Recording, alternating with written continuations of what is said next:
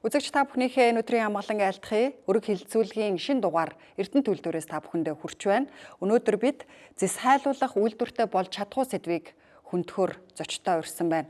Зочдтой танилцуулахад миний зүүн гар талаас Улсын хурлын тамгын газрын дэд дарга Амарбат, Эрдэнэ төлөвлөрийн ерөнхий захирал Ёндон, за баруун гар талаас аж үйлдвэржилтийн үндэсний хорооны ажлын албаны дарга Улаанхүү, Эрдэнэс Монгол компани төлөөлөн удирдах зөвлөлийн дарга Мөнх Цэрнээр ирсэн байна. За Монгол улс зэс хайлуулах үйлдвэртэй болох талаар 37 жил ярьж байна. Ер нь өнөөдрийн хүртэл зэс хайлуулах үйлдвэртэй болж чадахгүй байгаа үндсэн шалтгаан юу вэ? За ер нь бол параллел хоёр асуудал яригдана. Нэгдүгээрт бол Эрдэнэ төлөвлөрөөр 37 жилийн судалгаа шинжилгээний ажлыг бүгдийг 1987 онд одоо бараг 38 дахь жил рүү орж ийн гэсэн үг. Энэ үе үеийн ерөнхий захирлууд бол энэ ажлыг алхам алхмаар урагшлуулж ирсэн байдаг. Үүнээс хойш бол бүх дэлхий дээр хэрэглэгдэж, ашиглагдж байгаа 120 гаруй зэс хайлуулах үйлдвэр байдгийн. Эдгээр үйлдвэрүүд ашиглаж байгаа бүх технологиг Эрдэнэ төлөвлөрөөр энэ технологийн патент эзэмшигч улстай тэр компанитай хамтарч судалгаа хийж үзээд 2014 онд өнөөдөр бол Эрдэнэ төлөвлөрт хамгийн тохиромжтой ирээдүйд 50-60 жилийн хугацаанд Эрдэнэ төлөвлөрөөс гарах хүдэр болон баяжмлын агуулга тохирсон хамгийн боломжтой технологи бол сонгосон байж байгаа. За нөгөө нэг параллелаар явж байсан асуудал бол мэдээж улс төрийн дэмжлэг төр засгийн бодлого гэсэн үг. Төр засгийн бодлого дотор үргэлж одоо сайлуулах үйлдвэртэй болно гэсэн асуулт яригддаг байсан. Яагаад гацаагаад байдаг вэ? Үүнд бол за гацаасан гэхээс илүү үүнд бол мэдээж төр засгийн одоо нөгөө докторгүй байдал, улс төрийн докторгүй байдал гэдэг юм уу, засгийн газар бол одоо нэг жил хагасын одоо настай гэж яригддаг байлаа шүү дээ. Энэ болгонд солигдоход хүн болгоны бодол өөрчлөгддөг. Тухайн салбарыг авч явж байгаа хүн одоо засгийн бодлого бас өөрчлөгдөж яваад байдаг. Зөвхөн зэс хайлуулах үйлдвэр гэдэгт л одоо 3-4 байршил солисон байдаг шүү дээ. Энэ бүгдтэй бол холбоотой. За эрдэмтдчүүдийн бодол бол ерөөсөө энэ хугацаанд өөрчлөгдөөгүй. Инженеруудын ухаан бол яг хэвээрээ байсан. Улс төрийн талаасаа одоо мэдээж энэ том төслийг эхлүүлэе гэсэн одоо амбиц бол үе үеийн засгийн газарт байсан боловч яг хэрэгжүүлэх шатн дээр очихороо одоо янз бүрийн байдлаар нэг бол газар нь өөрчлөгдөв, нэг бол одоо бас олон янзын одоо хадны мангаа гэж ярьдаг тийм ээ. Темирхтүү зүйлүүдийг ярьдаг, нэг бол цэвдэг ярьдаг, нэг бол одоо хүрийн хүчил ярьдаг гэдэг иймэрхүү зүйлүүдээс болоод л ер нь бол төсөл маань явдаггүй байсан. Тэгээ өнөөдөр бол одоо хамгийн хэрэгжих тийм боломжтой ийм аль талаасаа ийм цаг үеийн хувьд бол их тохиромжтой нөхцөл байдал ирсэн байна гэж бол би харж байгаа. За ер нь засгийн газар одоо төрийн өмчит компаниудыг багасгах хичээд нөгөө талдаа үндэсний хороодыг нэмж байгуулад байна л да. Тэгэхээр танаа үндэсний хороо яг чиг үүрэг нь юу юм бэ? Одоо аж үйлдвэр эрдэс баялагын яамнаас чиг үүрэг ажил үүргэнд давцахгүй байх ялгаа нь юу юм? Танаа хороо зэс хайлуулах үйлдвэрийг урагшлуулахад ямар үүрэгтэй вэ? Тухайн сайд ахлах үндэснээр бол 24 оны 19-ний засгийн газрын 129 дугаар тогтоолоор байгуулагдаад тэгээ ажлын албан сая 24 онд байгуулагдаад одоо үйл ажиллагаагаа явуулж байна. Аж үйлдвэржилтийн үндэсний хорооны үндсэн чиг үүрэг гэдэг бол салбар хоорондын уялдаа холбоосыг хангаж ажиллана гэдэг хамгийн чухал ийм чиг үүрэг байдаг. Салбар хоорондын уялдаа холбоосыг хангаж ажиллана гэдэг энэ хамгийн чухал гэдэг нь өнгөрсөн хугацаанд яг дөрөв таны асуугаад байгаа зэс хайлах үйлдвэр яагаад гацаад вэ? Одоо яг энэ хамтран засгийн газрын хүрээнд эх 4 жилийн мөрийн хөтөлбөрт мега төслүүд явхад юу хамгийн чухал байна вэ гэхээр ойлголцол буюу уялдаа холбоосыг хангаж ажиллах энэ үйл ажиллагаа хамгийн чухал байна л гэж үзэж байгаа. Тэгэхээр аж үйлдвэржилтийн үндэсний хороо гэдэг бол яг энэ зэс хайлах үйлдвэр дээр жишээлбэл Эрдэнэ төлөвлөрөөр Эрдэнэс Монгол аж үйлдвэрийн яам 3-ын холбоосыг маш сайн хангаж ажиллах. Аж үйлдвэрийн яам дээр бодлогын хувьд яг хэр байгаа засгийн газар их хурл дээр яг энэ зэс хайлах үйлдвэр дээр буюу 14 мега төсөл дээр ямар тогтоол шийдвэрүүд гарч байгааг тухайн үед нь аж үйлдвэржилтийн үндэсний хороо бол хангаж ажиллах ийм л чухал ач холбогдолтой. Ер нь бол одоо үйл ажиллагаа эхлээд удаагүй л гэж байна. Одоо хамгийн түрүүнд энэ томоохон төсөл дээр юу хийх вэ? Олон жил гацсны нэг шалтгаан бас хаана байгуулах вэ гэдэг энэ маргаан байсан. Тэгэхээр одоо марахгүйгээр Эрдэнэ төлөвлөрт дээрч оюутлогоо дээрч зэрэг энэ төслүүд явна л гэсэн үг үү те. За дараагийн асуултыг Амрот дараагаас асуухад хөрөнгө оруулалт одоо гадны хөрөнгө оруулалтыг татах шаардлагатай болно. Тэгэхээр манад одоо хөрөнгө оруулалтын эрх зүйн орчин бүрдэж чадсан уу? Энэ томоохон төслүүд. Засгийн газар зарласан 14 мега төслийн хувьд бол төсөл болгон өөрийн онцлог ийм хөрөнгө оруулалтын зохицуулалт агуулгатайгаа явж байгаа. За энэ 14 төслөөс одоо бидний яг энэ ярилцж байгаа засаалуулах үйлдвэрийн одоо төслийн хамгийн том хөрөнгө оруулалтын хувьд үүссэн байгаа давуу тал бол өөрөө энэ одоо олон жилийн түүхтэй Эрдэнэт үйлдвэр өөрөө энэ төслийн гол хэрэгжүүлэгч болж байгаа. Өөрөөр хэлбэл Эрдэнэт үйлдвэр маань бол одоо энэ үүсгэн байгуулагдсан цагаас хойш өнөөдрийг хүртэлх хугацаанд дотоодын төдийгүй олон улсын хэмжээнд бол найдвартай нийлүүлэгч, санхүүгийн хувьд бол одоо чадахтай ийм одоо өрсөлдөх чадвар бүхий компани юмаа гэдэг энэ имижээ бол аль хэдийн бүрдүүлсэн баг. За нөгөө талаасаа огт одоо хоосон газар дээр огт одоо шинэ тэзүү хийж байгаад ингээд хийж байгаа төсөл биш. Нэгэнт одоо Эрдэнэт үйлдвэрийн хүний нөөц, санхүүгийн нөөц, өнөөдрийг хүртэл одоо цугларсан энэ судалгаа шинжилгээний ажлуудын нөөцөн дээр одоо энэ засаалуулах үйлдвэр явж байгаа учраас яг засаалуулах үйлдвэрийн хувьд бол хамгийн тулгымцсан асуудал бол одоо хөрөнгө оруулалтын эрх зүйн орчин болоод хөрөнгө оруулалтын асуудал бол харьцангуй одоо тулгымцсан асуудал талаас хойно нэрмэлэгдэж байгаа асуудал. Хэдийгээр одоо юу гэдэг нь шууд одоо санхүүжүүлж явах юм бэлэн санхүүгийн хөсрөнд бүрдээгүй ч гэсэн өөрөө Эрдэнэт үйлдвэр энэ одоо хөрөнгө оруулалтын зохицуулалтаа хийх бол бүрэн боломжтой төсөл байгаагаараа хамгийн онцлог давуу тал нь бол тэнд оршиж байгаа. Хөрөнгө оруулагч орж олдлол бол орж ирэхэд эрх зүйн орчин бол ямар ч асуудалгүй гэж байна. Тийм эрх зүйн орчны хувьд бол тулгымцсан асуудал байхгүй. За би өчигдөр Эрдэнэт үйлдвэрээр явлаа. Одоо манай Монгол улсыг тэжээж байгаа хамгийн том үйлдвэр бүтээгдэхүүн ямар шат дамжуулгаар яаж гардаг юм бэ гэдгийг нүдэрээ үзлээлтэй сэтгүүлч хүний хувьд өдөрт 10 тэрбум төгрөгийн 30 вагон баяжмал гадагшаа гарч байна. Тэгэхээр бид засаалуулах үйлдвэртэй болчвол энэ өдөрт олж байгаа 10 тэрбумын одоо орлого хэд дахин өсгöd байгаа шүү дээ. Гэтэл энийг ойлгож байгаа байж улс яагаад энэ төсөл дээр анхаарчдаггүй юм бэ гэдг нь их сонирхол татаад байна л да. За хоёрдугаарт хөрөнгө оруулалтыг яг одоо юу яаж шийдэж байгаа вэ? Тэгэхээр сая хэлж байна. Монгол улс бол одоо яг энэ цаг үед хамтарсан засгийн газар байгуулсан. Хамтарсан засгийн газрын үед 14 мега төсөл, за нийслэл Улаанбаатар хотод 24 мега төсөл бид ингээд том мега төслүүдийг хөдөлгөх ажлыг зохион байгуулж байна. За эхнээсээ бол хөдлөөд эхэлснийг та бүхэн мэдж байгаа тийм. Ороона, гашуун сухад, хэл холболт, газрын төсний боловсруулах үйлдвэр хэрвээ хамтарсан засгийн газар байгуулагдаагүй бол энэ том төслүүдийг хөдлөх боломж бас л байхгүйсэн. Гатсан хэвээр байхсан. Тэгэхээр өнөөдрийг хүртэл одоо өнгөрсөн 30 жилд бол бид ингээд бие биенийхээ ярьж байгаа энэ том бүтээн байгуулалтын ажлуудыг гацааж ирсэн байна. За тэгээ энэ хүрээнд бол одоо энэ 14 мега төслийг хэрэгжүүлэхэд хамгийн гол нэг том ажил маань бол яхаггүй засаалуулах үйлдвэр. За энд сая ярьж байна гадны хөрөнгө оруулалтын орчин байх уу? Энэ бол одоо бид нар бол яг энэ үйлдвэрийн хувьд бол хангалттай болчихно гэж үзэж байгаа. За бидэнд бол одоо хууль эрх зүйн хувьд гацаата бас юу бол байгаа, асуудлууд байгаа. Худалдан авах ажиллагааны хууль байгаа. Үнэхээр том төслийг хэрэгжүүлэхэд цаана нь бол ерөөсө техник эдийн засгийн үндэслэл судалгаа тооцоол бол сайн хийгдсэн байх хэвээр. Бид бол одоо ингээд зарлж байгаа томоохон төслүүдээс зарим нь хийгдсэн, зарим нь хийгдэг байгаа. Энэ үйлдвэр маань бол одоо энэ техник технологийн хувьд олон жил хийгдээд туршигдаад одоо яг Эрдэнэт үйлдвэртэй зориулаад туршилтуудаа хийцэн байгаа боловч шууд өнөөдөр туршилтынхаа хугацаанд гэрээ байгуулах эрх зүйн орчин байхгүй байгаа. Тэгэхээр бол энийг одоо нээлттэй сонгон шалгуулалт явуулахаас өөр аргагүй одоо хууль эрх зүйн. Тэгэхээр энэ бол зөвхөн энэ үйлдвэр дээр үүсэж байгаа асуудал биш. Одоо бусад төслүүд дээр ч гэсэн тий үүсэж байгаа. Тэгэхээр бид нар бол одоо засгийн газар дээр төрийн худалдан авах ажиллагааныхаа хуулийг боловсронгуй болгох, гадаадын хөрөнгө оруулалтын хуулиа боловсронгуй болгох, татрын хуулиа өөрчлөх гэсэн ийм ажлууд эд явагдаж байна. Засаалуулах үйлдвэрийн хувьд бол сая та хэлж байгаа яхаа аргагүй энэ том үйлдвэр маань одоо нэмэн өртөг шингэсэн бүтээгдэхүүн үйлдвэр энэ чиглэл рүүгээ явхад орлого бол нэмэгдэнэ. Гэхдээ энэний цаана бид нар бас олон бэлтгэл ажлуудыг хийж байгаа. Өнөөдөр төрийн эмчит компаниудыг Эрчис Монгол, Эрдэнэс Монгол гэх хоёр компани корпорацийн хүрээнд зохион байгуулалтанд оруулж байна.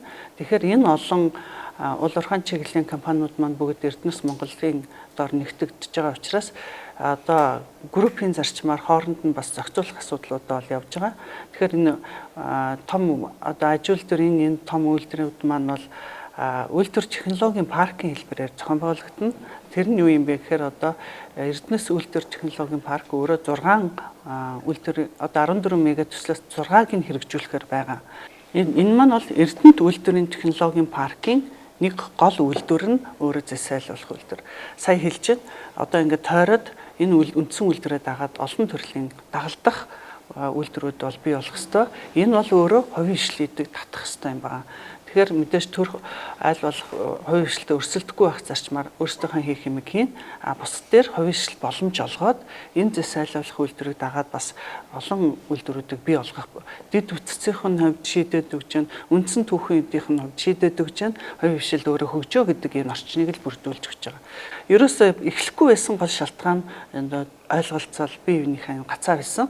Энэ асуудал бол үндсэндээ шийдэгдэж байна. Хөрөнгө оруулагчид бол цаана байна. Хөрөнгө оруулалттай бол ингээд одоо нээлттэй зарлаад явах юм бол одоо шийдэгдэх боломжтой гэж бол үзэж байгаа. Засгийн газар сая 24 оны 11 сард үйлдвэрээ байгуулах шийдвэр бол гаргачлаа гэсэн үг. За Яндан захирлаас асуухад одоо засайлуулах үйлдвэр гэж ярьж байна. Тэгэхээр үзэгчдэд бас нэг юм товч тодорхой ойлголт өгөхөд энэ яг ямар процесс болох, ямар байдлаар одоо тэр гаргаж байгаа экспорт нь гаргаж байгаа бүтээгдэхүүн нэмэн өртөг шингэж байгаа юм бэ гэдэг энэ процессыг тайлбарлаж өгөөч. Тэгээ бас нэг одоо үйлдвэр дээр яригддаг нэг асуудал нь хүхрийн хүчлээ яах вэ? Энэ бол ингээ эрүүл мэндэд хортой. Хүхрийн хүчлээ экспорт нь гаргах юм уу? Яаж ашиглах юм бэ гэдэг нэг асуулт байгаа гэдэг. За ер нь бол засайлуулах технологи бол энэ 18 дугаар зуун 19 дугаар зууны үеэс эхэлсэн технологи шүү дээ. Тэр үед бол одоо бидний мэддэг зарим одоо зөвлөлтийн үйлдвэрүүд бол жишээ нь одоо анхны одоо хайлуулах үйлдвэрүүд барьж эхэлж байсан. Зэсийг бол хүн төрөлхтөн бол олон мянган жилийн өмнөөс өөрсдөө хэрэгжилж ирсэн тийм ээ. Тэгэхээр манайх бол өнөөдөр зэсийн баяжмалыг экспортод гаргадаг. 560 орчим мянган тонн зэсийн баяжмалыг бид нэр экспортод гаргаж борлуулдаг гэсэн үг. За хайлуулах үйлдвэр баригдах юм бол зэсийн баяжмалаа бид нар хил дамруулж гадагшаа зарахгүйгээр энчээ байгуулагдах хайлуулах үйлдвэртэй зэсийн баяжмалаа борлуулах юм байна. За 560 мянган тонн зэсийн баяжмалыг энэ баяжмалыг хайлуулдаг. Хайлуулах технологи ер нь бол металлургийн нэг салбар. Металлург маань дотроо гидрометаллург, пирометаллург гэж хоёр янз байдаг. Гидро гэдэг нь бол одоо Эрдэнэтэд бас байдаг хувийн хвшлийн 3 үйлдвэр. Энэ бол уусхан баяжуулах технологи гэж ярьдаг. Иймэрхүү чиглэлийн байдаг бол бидний одоо барихч бол Монголд хамгийн анхны энэ өнгө төмөрлөгийн хайлуулах үйлдвэр барих гэж. Хайлуулах үйлдвэр гэдэг нь баяжмалаа хайлуулна. Баяжмалаа хайлуулад катодын зэс буюу нөгөө 99 гэдэг одоо дээш хувьтай юм агуулгатай одоо катодын одоо юм хавтан зэсийг бол үйлдвэрлэнэ гэсэн үг. За энийг бид нар бол бас одоо энэ үйлдвэр технологийн парктаараа бид нар бол одоо төр хувийн хвшлийн, дан хувийн хвшлийн одоо хөрөнгө оруулалтуудаар баригдах өндөр технологийн өрцөг одоо шингэсэн одоо ийм эцсийн бүтээгдэхүүн үйлдвэрлэх юм байна.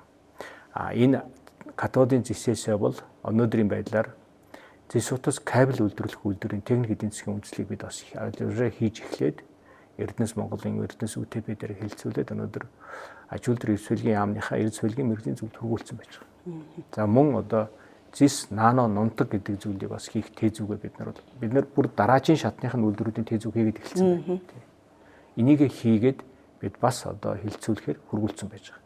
Тэгэхээр зэсийн баяжмал гэдэг зүйлээсээ бид нар катодын зэс үйлдвэрлэнэ. Ойролцоогоор Эрдэнэт үйлдвэр маань бол 120 мянган тонн катодын зэс үйлдвэрлэх ёстой. За катодын зэсээсээ бид нар бол аль болохоор ахиухан шиг болж игэл бүгдээр ингэж Монголдо боловсруулж өртөг шингээх ийм л зорилготой. Ингэжээж бид нар олон тооны ажлын байрыг бий болгоно. За ер нь бол биднес баяжмалаар борлуулахад бол энэ зэсийн хүдрийг олборлоод гаргаж ирснээс бол нэг ойролцоогоор 15 орчим хувийн 15-аас 20% л өртгийг бид нар шингээж чадж байгаа. Бусад 70-80% бид нар гадагшаа алдаж байна гэсэн үг. Тэгэхээр одоо бидний засгийн газрын аль засгийн газрын бодлого бол ажилтаа орлоготой Монгол хүн гэж ярьдаг шүү дээ. Тэгэхээр бид нар бол энчээ дараагийн шатны энэ 70-80% өртгийг шингээгээд Монголын дотроо хэрэглэх одоо зэс утас кабелч байдаг юм уу? Эсвэл өндөр технологийн гадагшаа бид нар экспортод онгоцоор тээвэрлж болохоор хэмжээний өртөг шингэсэн тэр нано нунтгийг үйлдвэрлэх юм бол тэрийг үйлдвэрлэх ажлын байрууд энчээ бий болно. Шинжлэх ухааны одоо тэр бүх одоо төвүүд нь энчээ төвлөрж үндсэндээ бол өнгө төмөрлөгийн одоо хамгийн анхны юм үйлдвэрлэх парк энчээ бий болох юм байна. За нөгөө талаас нь энэ бидний үйлдвэрлэх, борлуулах бүтээгдэхүүн дотор маань катодын цэс байна. Дээрээс нь 72 орчим килограмм алт гарах юм. За 38 орчим тонн мөнгө гарах юм.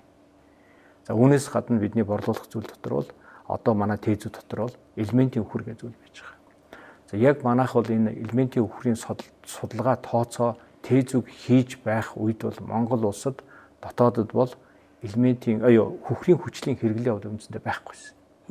За тэр хүмүүсийн яриад байдаг нөгөө нэг хадны мангаа нь бол энэ үхрийн хүчил ярьдаг. Ер нь бол үхрийн хүчил бол химийн үйлдвэрлэлийн талах гэж ярьдаг. Химийн үйлдвэрт бол энэ бол зүгээр гадаад улсад бол үндсэндээ бол нэлээд одоо тийм олон дэлхийн улсуудад бол энэ бол зүгээр химийн салбарын л энгийн түүхийд химийн үйлдвэрийн талах гэж нэрлэдэг шүү дээ. Монгол тийм хэрэглээ байхгүйсэн учраас бол энэ үхрийн хүчлээ яах вэ гэдэг асуудал яригдаад энэ тохиолдолд бол Эрдэнэт үйлдвэр бол бүгд найрамдах хятад ард улсын төрийн өмчийн одоо Enfi Engineering гэдэг одоо маш том одоо корпорац байдаг. Эднийхэнтэй хамтарч судалгаа чиглэгээний ажил хийгээд туршилтын үйлдвэр бариад тэгээ сая 9 сарын 30-нд бол энэ туршилтын үйлдвэрийн бүх туршилт маань амжилттай болоод элементийн үхрийг үйлдвэрлэх юм одоо технологи одоо хамтраад бид нар одоо бий болгоцсон. Туршилтын үйлдвэр гэсэн. Тэгэхээр элементийн үхэр бол хадгалахад, тээвэрлэхэд ямар ч асуудалгүй. Дээрээс нь хятад улс бол жилд 8 сая орчим тонн элементийн үхрийг гаднаас худалдаж авдаг. Хятад өөрөө маш том одоо химийн үйлдвэр өндөр гэсэн учраас 8 сая орчим тонн элементийн үхрийг худалдаж авдаг. Тэгэхээр бид тийшээ экспортлж болно гэж. Болно. Тээвэрлэхэд ямар ч асуудал байхгүй. Ерөөсөө энэ бол тийм зүгээр шар нундаг гарч ирдэг гэсэн үг. Энэнд ураантай төсөө андарч болохгүй өөр гэхдээ шар өнгөтэй нундаг гарч ирдэг. Одоо хүхрийн хүчил гингүүд л юм. Хүхрийн хүчил бол шингэн зүйл одоо би ойлгох шүү дээ. Хүмүүс бол энэ сайлуулах үйлдвэрээс хүхрийн хүчил гардаг гэж их мэдэмхийрдэг. Энэ хүхрийн хүчил гардаггүй юм. Хүхрлэг хий гэж манайхан яриад байдаг. Хүхрийн давхар эсэл гэдэг зүйл л ялгардгийн хайлуулах явцад тийм хий гарч ирдэг. Оросын зарим үйлдвэрүүдэд одоо ч өнөөдөр энийг шууд байгальдаа ингэжтэй газар байдаг. Жишээ нь Норильск бол энэ бол мэдээж яриг одоо байдаг иймэрхүү зүйлүүд. Гэхдээ бол одоо манай энэ тээзүүгээр хийгдсэн олон улсын стандарт бол маш өндөр стандартыг Европын стандартаас өндөр стандарттай хятадын энэ тээзүүд бол тусгацсан байж байгаа. Үүгээрээ болохоор бол өнөөдөр биднес ер нь бол энэ хүрлэг хийнээс нэг бол хүхрийн хүчил үйлдвэрлэж болдог, нэг бол элементийн үхэр үйлдвэрлэж болдог. За хүрлэг хийнээс элементийн үхэр үйлдвэрлэх нь анхны технологи дэлхийд анх удаа энэ хятадын Enfi хамтраа Эрдэнэт үйлдвэр хамтраад хийцэн. За тэгэхээр одоо биднээс цонголтой болчихж байгаа. Бид нар хос морьтой болчлоо гэсэн Эрдэнэт үйлдвэр. Нөгөө үхрийн хүчил одоо болохгүй зах зээлгүй гэдээсээ учраас ингэж явсаар аваад энийг эцэстнээ хүргээд өнөөдөр биднес одоо манай энэ тээзүүгээр биднес элементийн үхэр үйлдвэрлэж болж байна. Дээрээс нь хүхрийн хүчилж үйлдвэрлэж болж байна. Яагаад хүхрийн хүчил гэдээ би ярьж байгаа юм бэ гэвэл өнөөдөр энэ хугацаанд Эрдэнэт үйлдвэр энэ туршилт судалгаагаа хийгээ явж байгаа хугацаанд бол Монголд хүхрийн хүчлийн хэрэглээ хэд гараад ирлээ. За Аранагийн одоо сая биднес хөрөнгө оруулалтын гэрээ байгууллаа. Энэ үйлдвэр бол 28 онд одоо баригдана гэж ингэж сая одоо календарсын төлөвлөгөө гарч байна. Энд бол 230-40 орчим мянган тонн хүхрийн хүчил хэрэгтэй юм байна. Тэгэхээр зис хайлуулахад хичнээн мянган тонн баяжмлын тэрнтэй яг нэг гэсэн харьцаатай хүхрийн хүчил ялгардаг. Манай 560 мянган тонн зисийн баяжмлыг одоо боловсруулахад 560 мянган тонн хүхрийн хүчил гарна гэсэн үг. 230 мянган Арана авна гэдэгтсэн. Дээрээс нь одоо манай оюу толгойн үйлдвэр маань болохоор уусган бажуулах технологиор бас юм катодын цэс үйлдвэрлэх үйлдвэрээ барья гэсэн бүр нэгжин сая манайхан дээрж манайхаас туршилт судлаа гэдээ ирсэн. Эрдэнэс оюу толгой Риатантай хамтраад ирсэн. Бүр тийм нэгж бий болчтой. Эднэр болохоор бол бас адилхан яг олборлолтын явцад ялгардаг бага агуулгатай сульфидийн хүдрээсээ катодын цэс үйлдвэрлэх үйлдвэр байх. Тэнд дахиад 200 гаруй мянган тонн хүхрийн хүчлийн хэрэглээ байна. За мөн бор өндөр үйлдвэр технологийн парк дээр дахиад 200 гаруй мянган тонн хүхрийн хүчлийн хэрэглээ байна. Монголд ингээд өртөг шингэсэн бүтээгдэхүүний үйлдвэр бий болохоор хүхрийн хүчил маань энэ чинь энгийн хэрэглээ авахгүй юу? Ийм үйлдвэрүүд бий болоод байна. Тэгэхээр манайх хүхрийн хүчил үйлдвэрлэгч боломжтой. Энийг бол бид нар өнөөдөр тендерийнхаа техникийн даалгаврыг боловсруулад сая мөнх цэрийн дарга хэллээ биднээс одоо ингээд нээлттэй зарлахаар боллоо. Ер нь бол зэсайлуулах үйлдвэр мэтийн ийм технологи шингэсэн үйлдвэрийг барихад гүйцэтгэгч компани шалгаруулдаггүй юм. Манай энэ хуулийн одоо ийм одоо энэ дутуу тал байгаа. Дээрээс нь хүмүүсийн ойлголт байна. Ингэж компани хэн энийг хийх вэ гэж ингэж нөгөө нэг азаад үзэж байгаа юм шиг ингэж шалгаруулдаггүй юм. Эхлээд Эрдэнэтийн хүдэрт ямар технологи тоорох вэ гэдэг технологи сонгодог юм. Хамгийн одоо сонирхолтой. Технологи сонгодог учраас компани сонгодог юм. А тэр технологич нь болохоор бол патентын эзэмшдэг нэг газар байна. Тэр технологийн чиглэлээр нь үйлдвэр барьдаг компаниуд байдаг. Бид нар бол технологио сонгодог юм. Би оюуны өмчтэй компаниар хийлгээд бид засгийн газрын тогтоол гаргасан. Тэгээд тухайд бас зарим яамнаас бол энийг нээлттэй сонгож шуултаар явах зүйтэй юм шүү гэсэн санал ирсэн учраас засгийн газрын тогтоол дээр болохоор бол энэ одоо сая 11 сард гарсан тогтоол дээр бол одоо төрийн болон орон нутгийн өмчийн хөрөнгийн хууль зохицуулаад гээд манай нэг их хүсвэртэй гэдгийг бол бас дэмжээгүй. Тийм учраас бид нар одоо нээлттэй тендер зарлана. Техникийн даалгавар боловсруулсан. Техникийн даалгавар дээр бид нар бол өрсөлдөөнийг хязгаарлахгүй зорилгоор хэдийгээр энэ элементийн үхэр хийдэг компани ганцхан байгаа боловч бид нар бол өхлийн хүчлээч оруулсан байж байгаа. Тэгэхээр энийг барьдаг технологитой компаниуд орж ирнэ. Тэд нар бол нээлттэй аль ч хувилбараар явж болно. Энийгээ бид нар төр засгийн төвшөнд яамтайгаа, салбар яамтайгаа ярилцаад өхлийн хүчлээ гаргахгүй эсвэл элементийн үхэр гаргахгүй гэдэг сонголттой. Хааштай 11-ийн төсөл явах юм бол өхлийн хүчлийг гаднаас авах гэдэг шүү дээ.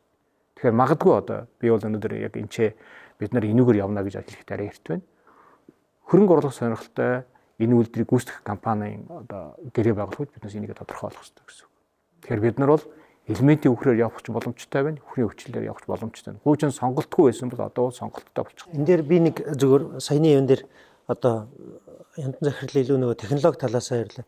Энэ үйлдвэр технологийн парк засайлуулах үйлдвэр гэж яриад байгаа нь одоо яг Эрдэнэт хот те Монгол улс тэгээ бидэнд яг энэ хүний нөөц талаас ямар одоо давуу талыг олгож байгаа юм бэ гэхээр одоо бол түрүү хэлсэн Эрдэнэт үйлдвэр засгийн баяжмлаа хөдрөө гаргалаа, баяжуулсан хөдрөө одоо дэлхийн ер нь 10 гаруй том худалдаа авахчид борлуулж байна. А одоо энэ засайлуулах үйлдвэр маань Эрдэнэт үйлдвэрийн одоо энэ үйлдвэрийн талбайгаас үргэлжлээд 1000 орчим га дээр төлөвлөгдөж байгаа үйлдвэр технологийн парк гэдэг ингээд одоогийн Эрдэнэт үйлдвэрийн талбайгаас бараг 2-3 дахин том юм талбайг үйлдвэр технологийн паркийн газар болгоод бүх дэд бүтцийг татаад одоо бэлтэж байгаа.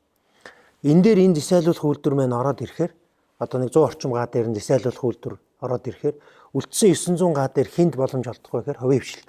Тэр нь ямар боломж вэ гэхээр нөгөө засайлуулах үйлдвэрээс гарч байгаа зэсийг турбаа болгож болно. За нөгөө одоо чипнүүдэд ордог энэ жижиг агнуур хийхэд ордог юм пүүдэр нунтаг болгож болно. За тэгээд одоо ингээд зэсээр хийж болох эцсийн бүх бүтээгдэхүүн явна. Тэгэхээр нөгөө $10,000 одоо тооныг нь зарж исэн баяжмал маань энд нэмэн өртгөн шингээд одоо магадгүй өвөр Монголд ч юм уу эсвэл одоо Солонгост тусааны гангийн үйлдвэр дээр хийгдэж байгаа тэр процессууд бүгдээрээ Монгол дотроо хийгдэн. Тэгэхээр энд дахиад одоо Эрдэнэт үйлдвэрийн дайны том тэгтээ олон хувийн хвшлүүдээс бүрдсэн ийм цогцлбор бүрдэн. Тэгээ энэ нь өөрөө одоо Эрдэнэт үйлдвэрийн одоо 20 дугаар зуунд үйлдвэр болсон бол 21 дугаар зуунд эцсийн бүтээгдэхүүнээ боловсруулдаг ийм одоо өв өөрөө үлдэх ач холбогдолтой. Тэгэхээр бид нар нөгөө гадаадад очиж одоо цалинтай ажил хийгээд байгаа хүмүүс маань эндээ яг энэ үйлдвэрт одоо дараагийн үеийн чиглэлээр ажиллах боломжтой. Энэ гэхдээ тодорхой хэсэг нь Эрдэнэт үйлдвэрийн хэсэг байна. Дийлэнх хэсэг нь өөрөө хувийн хвшлийн компаниуд. Тэр дундаа одоо шилбэл Эрдэнэт үйлдвэрээс одоо Солонгосын Тэйхан гэдэг корпорац баяжмал авч байна те. Тэгээ тэр баяжмал авж байгаа компани маань цаашаа явсаар хагаад ингээд үзэхээр одоо Samsung-ийн гар утсанд одоо бидний гар утсанд л Эрдэнэтийн зэс ямар нэг хэмжээгээр агуулгадж шээ. Гэхдээ ихэнх хэсэг нь юунд явж штэ. Одоо Солонгост хийгдэж байгаа, Хятад хийгдэж байгаа энэ одоо боловсруулалт өөрөө дотоодод хийгдэхээр тэр нэмэн өртгөл авч үлдэнэ гэдэг ийм агуулгаараа л өндөр ач холбогдолтой. Одоо яг жишээл Эрдэнэтийнхний хувьд бол хүлээлт нь өөрөө илүү энэ талдаа бас. Тэгэхээр Эрдэнэт үйлдвэр бол ингээд сайлуулах үйлдвэр барьсан ч гэсэн Эрдэнэт үйлдвэр нөгөө улсад төлдөг татварын хэмжээ мэн ингээд төлөөл яваад байна шүү дээ. Бид нар бол өнөөдөр хүдрийг одоо олборлоод баяжуулаад баяжмал болгоод Эрдэнэт үйлдвэр зарж байна. Эрдэнэт үйлдвэр улсад төлдөг татвар төлөгч хэвээрээ байж л байна. Энд ч 7000 хүн ажиллаа хийгээд байж л байна гэсэн. Тэгэхээр Эрдэнэт үйлдвэр дахиад татвар төлөгч үйлдвэрүүдийг төрүүлэх гээд байна шүү дээ. Татварын суурь төлнө гэж нэг ойлголт байдгийг. Ганц байгаа Эрдэнэт үйлдвэрээсээ ингээд одоо ингээд хасаа илүү. Гэтэл дахиад хайлуулах үйлдвэр гарч ирээ тэр дахиад татвар төлнө. Тэр дахиад татвар төлнө. Дараагийн нөгөө бидний хоёр тезүү дахиад хийчихэд байна шүү дээ Эрдэнэт үйлдвэр. Манай Эрдэнэт үйлдвэрийн энэ үйлдвэр технологийн парк гэднээс ч ингээд дараагийн юмудаа яг хараад хийгээд байна. Тэгэхээр зис утас одоо кабелийн үйлдвэр дахиад тэр чинь татвар төлөгч бий болно. Дахиад тэр нь одоо хувийнх байх уу, төрийнх байх уу тэр ердөөс юм биш. Энэ үйлдвэр технологийн парк Эрдэнэт үйлдвэрийнх дангаараа биш. Энэ Монгол улсын үйлдвэр технологийн парк байхгүй. Тэгэхээр энэ ч бол хувийн хвшлүүд бид нар ийм юм барья. Бид нар одоо жишээ нь зис одоо турбаа барья. Энэ зис турбаагаараа бид нар өнөөдөр бол энэ орон сууцнуудын энэ дотоод юуг бол сантехникийг ийм стопагаараа хийя гэдэг. Америкт өнөөдөр яг тийм бодлого явагдаж байгаа. Энэ бол эрүүл мэндэд сайн байдаг. Олон жилийн ашиглалтай байдаг ч гэдэг юм уу.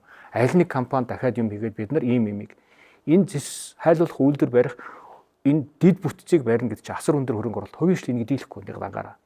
Тэгэхээр төр өнөөдөр энэ ингээд задлж өгч байгаа гэсэн үг. Төр өнөөдөр энэ үйлдвэр технологийн паркд дид бүтцэн 68 сая долларыг эрдэнэ үйлдвэр гаргаад 68 сая орчим долларыг гаргаад энийг бариад хайлуулах үйлдвэр гэдэг асар өндөр хөрөнгө оруулалттай энэ юмыг хийгээд катодын зэсийн үйлдвэрлэлээ өгчгөр катодын зэсэсний хийж болох бүхэл зүйлийг энэ үйлдвэр технологийн парк дотор олон аж ахуйн нэгж дандаа татвар төлөгчд бий болно. Татварын суурь тэлнэ л гэж одоо ойлгож байна.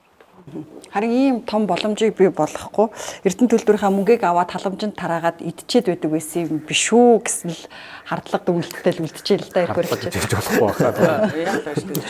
Тэгэж хийж болохгүй байна. Дараа гэрийг тавьч уу? Болов. Буцаагаад байранд нь тавиарай. Аваа явчваа. За дараагийн асуултыг улаанхүү дарга тавихад та бас яг энэ эрдэнэ төлбөрт өмнө ажиллаж байсан. Энэ чиглэлийн мэрэгчлээ хүн. Тэгээ нэг хоржоонтой ч юм шиг монголчууд биднийг зэс хайлуулах үйлдвэртэй болох талаар 37 жил ярих хугацаанд эрдэнэ төлбөрийн хаягдал овоолго дээр ажилдаг ачид ихт зэс эрдэнэ компаниуд ингээд одоо бидний зорж байгаа катодын зэсийг гаргадаг ийм үйлдвэртэй болцсон байна л да. Хувийн хэвшлүүд ингээд ийм богино хугацаанд хийчихэж байхад биднэрт бол боломж байгаа юм биш үү? За аж үйлдвэрчлэлтийн үндэсний хороо маань өөрөө төрийн өмчит, орон нутгийн өмчит, хувийн өмчит бүх одоо үйлдвэрүүдийн үйл ажиллагааг дэмжиж ажилладаг Монгол улсад явж байгаа. Монгол улсад үйлдвэрлэлийг хөгжүүлэх, ажлын байр бий болгох, ажлуудыг багасгах гэх тийм үү? Орлыг багасгах гэдэг экспорт хийх, импортыг орлох. За тэрний 3 үйлдвэр нь бол ачид ихт Эрдэнэ хөв Эрдэнэ компани гэдэг 3 үйлдвэр байгаа. Тэрийг дөрөв янзан захирал ярьсан Гидро буюу Перо гэдэг ийм хоёр арга бие уусган баяжуулах гэдэг аргаар ярьж байгаа. Зис хайлах үйлдвэр, хайлах үйлдвэр. Нөгөөх нь уусган баяжуулах үйлдвэр гэдэг хоёр үйлдвэр байгаа байхгүй юу? Тэр Эрдэмэн Эрдэнэ ачдагт 3 бол уусган баяжуулах. Хөхрийн хүчлэр бактеритай хөхрийн хүчлэр нөгөө эсэлцэн өдөр буюу балансын бус өдөр агуулга бахта хөдрийг хөхрийн бактеритай хөхрийн хүчлэр зэсийг уусгаж аваад зэсээ уусгаад ороод ирсэн хөхрийн хүчлэлтэй ийм электролизийн арга гэдэг ингээд катод анод гэдэг ийм хоёр цахилгаанаар ингээд ялгаад авчдаг л да. Тэгээд катод дээр анод дээр зэсэн надад ингээд гарч ирдэг одоо 1 метрийн урт өргөнтэй хавтгаа зэс гараад энийг ингээд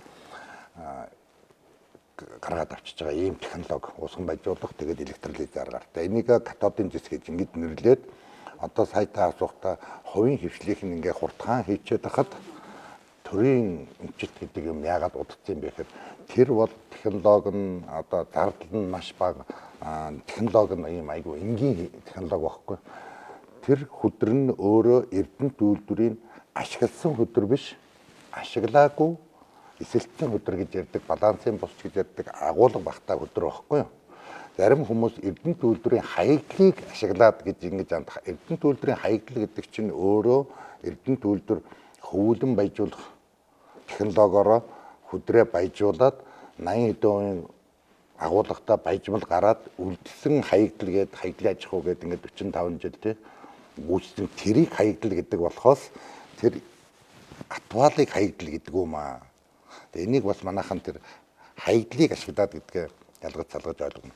Тэр бол технологи нь амархан уусган баяжуулах юм атвал дээрээс уусгаж байгаа. Манай зис хайлах үйлдвэр гэдэг нь шал өндөр зардалтай өөр технологитой тэр баяжмал эрдэнэ төлбөрөөс гарсан түрүүн яндан захирал 560 мянган тонн баяжмалаа хайлна.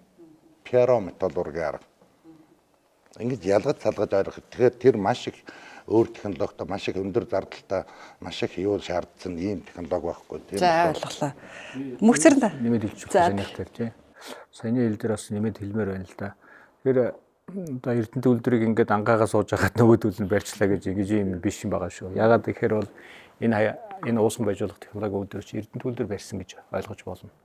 Ягаад тэгэхээр өнөөдөр одоо тэр ач тэгт бол шинэ хаягдлыг өндөр технологи оруулж ирээд ашигласан гэж яриад би тухайн үед бол бас сайд байхдаа энэ дээр бас тайлбар хийж ирсэн. Нэгдүгээр сая бас улаанхүү инженер хэллээ. За хамгийн гол нь бол энэ тэрнээс чинь 95 94 оноос эхэлж энэ Эрдмийн гэдэг үйлдвэр чинь Монголд хамгийн анхны уусган байж болох технологи үйлдвэр байсан. Энэ бүх технологи нь Эрдэнэт үйлдвэр Америктэй хамтарч хийсэн. Зөвлөлт толгойд улс тэр үед манай Эрдэнэт үйлдвэрийн одоо 40% эзэмшдэг байлаа шүү дээ. Зөвлөлт толгойд улс тийм ээ. Одоо тэр үед Оросын холбооны улс үлдэн болсон байсан. Тэнд ийм үйлдвэр нэгч байгаагүй. Тэгэхэд Эрдэнэт үйлдвэр Америктэй хамтарч анхны технологиг бол 95 онд барьж эхэлсэн. 97 онд ашиглалтанд орсон шүү дээ. Энэ бүх судалгааны ажлын үр дүнд Эрдмийн хүчин чадлыг 150 мянган тонн хийгдэх тэзүүрт хийгдэж ирсэн. Марубени гэдэг одоо Японы ганцтай хамтраад зээл аваад тэгэхээр өнөөдөр бол энэ ачтэгт зэс эрдний хувийн хийх энэ бүх овоолгоч бүгдээрээ Эрдмийн компанид лицензэнд байсан.